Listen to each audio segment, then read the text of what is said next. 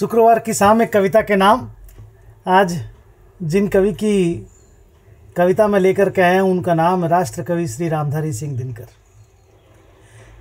इतने सारे काव्य, इतनी अच्छी अच्छी कविताएं उन्होंने लिखी कि बोलना मुश्किल है। मैं 3-4 सप्ताह उनकी कविताओं को पढ़ूंगा, 3-4 शुक्रवार।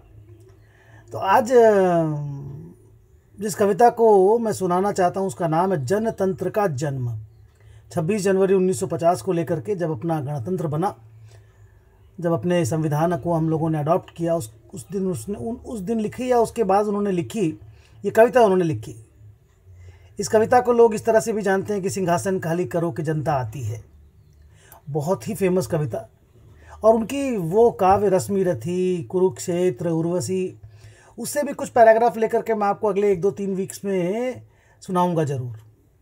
खास करके वो जो श्री कृष्ण अपना विकराल रूप दिखाते हैं दुर्योधन को, वो वाली कविता भी मैं आपके सामने लेकर के आऊँगा। पर आज जो कविता मैं सुना रहा हूँ उसका नाम है जनतंत्र का जन्म। देखिए कितनी सुंदर ब्यूटीफुल कविता है कि सदियों की ठंडी बुझी राख सुगबुगा उठी, मिट्टी सोने का ताज पहन निठलाती है, दो राह गिव मी द वे, दो राह समय के रथ का घर घर नाद सुनो। रथ जो चल रहा है, समय के रथ का घर घर नाद सुनो, सिंहासन खाली करो कि जनता आती है। मैं फिर से पढ़ता हूँ कि सदियों की ठंडी बुझी राख सुगबुगा उठी, मिट्टी सोने का ताज पहन निठलाती है, दो राह समय के रथ का घर घर नाद सुनो, सिंहासन खाली करो कि जनता आती है। तो कोई भी शासन जब निरंकुश हो जाता है, कोई भी राजा जब अत्याचारी हो जाता है, कोई भी गवर्नमेंट जब जनता की तरफ नहीं देखती, जब जनता की नाराज़गी बढ़ जाती है तो गवर्नमेंट बदली जाती है। जनता आगे आकर के मॉडर्न एज में जनता वोट दे करके उस शासन को हटाती है। पुराने एज में रिवोल्ट करके शासन हटता था। लेकिन जनता जब भी जागेगी, सिंहासन का पलटना जरूरी है। जनता कौन है? जनता हाँ, मिट्टी की अबोध मूर्तें वहीं, जाड़े पाले की कसक सदा सहने वाली, जब अंग अंग में लगे सांप हो चूस रहे, तब भी न कभी मुंह खोल दर्द कहने वाली। जनता ऐसी है, उसको जितना कष्ट दीजिए, दुख दीजिए, वो बोलती नहीं है। लेकिन जब वो जिसको बोलते हैं ना सर के ऊपर से पानी चला जाता है, जब तकलीफ बढ़ करके असह्य हो जाती है, असहनीय हो जाती है, दुष्यंत कुमार जी लिखते हैं कि हो गई है पीर पर्वत सी पिघलनी चाहिए, अब हिमालय से कोई गंगा निकलनी चाहिए। तो वो पीर जब पर्वत सी हो जाती है ना, उस समय उस पीर को पिघलना जरूरी है।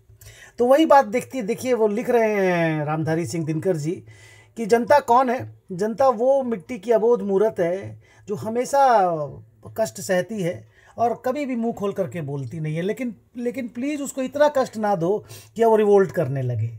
आइए आगे पढ़ते हैं।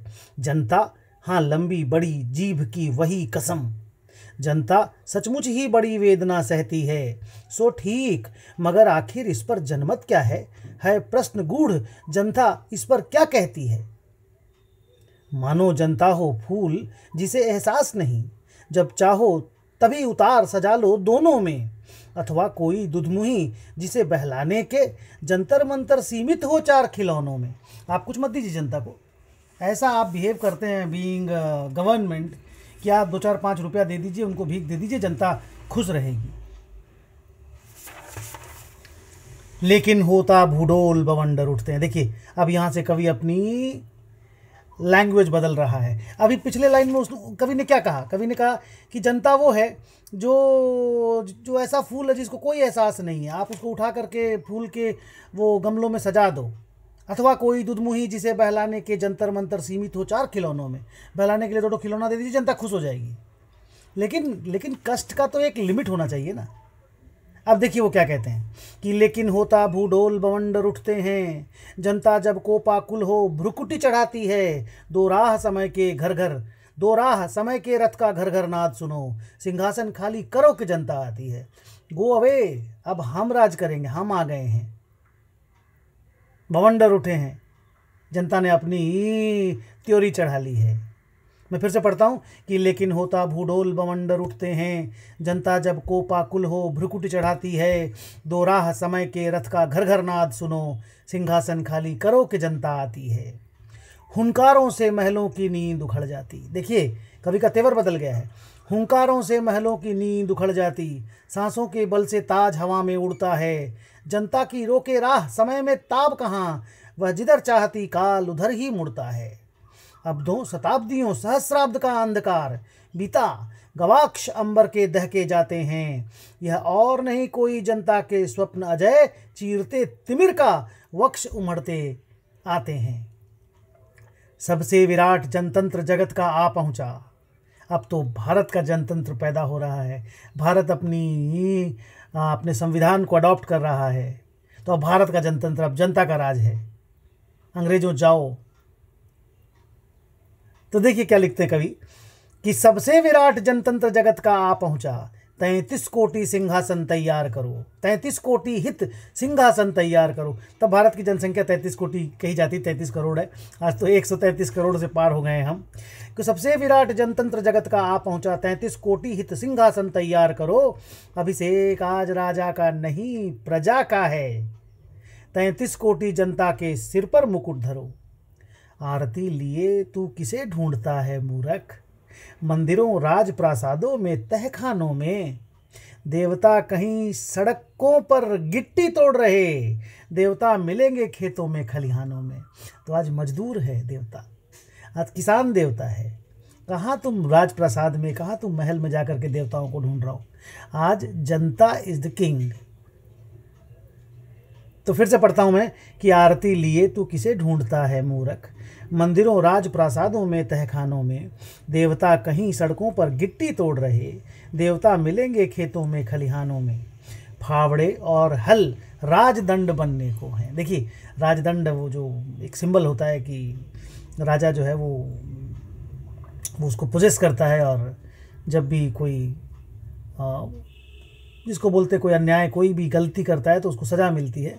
तो सिंबल के रूप में फावड़े और हल राजदंड बनने को हैं। धूसरता सोने से श्रृंगार सजाती है, 2 राह समय के रथ का घर घर नाद सुनो। 2 राह means give me the way, रास्ता दीजिए, और समय के रथ का नाद सुनिए, नाद आवाज़ सुनिए। समय का पहिया चल रहा है, चक्का चल रहा है, आप आवाज़ सुनिए, जनता आ रही है। तो 2 राह समय के रथ का घर घर नाद सुनो, सिंहासन खाली करो कि जनता आती है। तो देखिए कि रामधारी सिंह दिनकर जी को कहा जाता है कि वो वीर रस के प्रख्यात कवि हैं। मेरे अगर को पूछा जाए कि सबसे ज़्यादा पसंद करने वाला मैं कौन से कवि को सबसे ज़्यादा पसंद करता हूँ, choice is difficult, but Ramdhari Singh Dinkar definitely comes first. तो मैं कुछ कविताएं आपको रामधारी सिंह दिनकर जी की अगले 3-4 एपिसोड में, अगले 3-4 इसमें रिकॉर्डिंग्स में आप लोगों को सुनाऊंगा। So thank you very much. Enjoy कीजिए आप अपना वीकेंड। Bye bye.